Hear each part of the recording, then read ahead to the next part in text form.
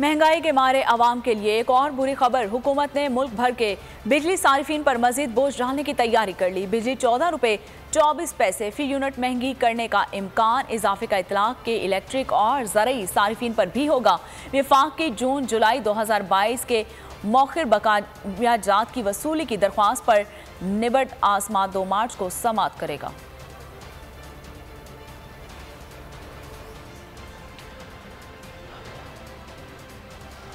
महंगाई के मारे आवाम के लिए एक और बुरी खबर। हुकूमत ने मुल्क भर के बिजली सारिफीन पर मजीद बोझ डालने की तैयारी कर ली। बिजली 14 रुपए 24 पैसे फी यूनिट महंगी करने का इम्कान इजाफे का इतलाक के इलेक्ट्रिक और ज़रई सारिफीन पर भी होगा।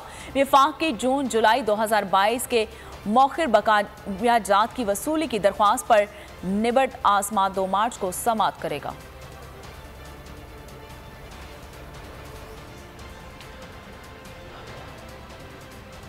जिंदगी एक मैदान है और PSL 8 में हर टीम को छूना आसमान है।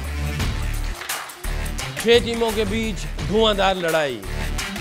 ये शोर ना लड़ाई का है ना डर का, ये शोर है जीत का, ये शोर है जुनून का।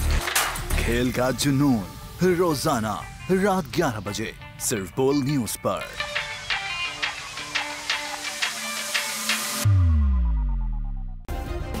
सब्सक्राइब करें और बेल दबाएं ताकि कोई खबर रह न जाए।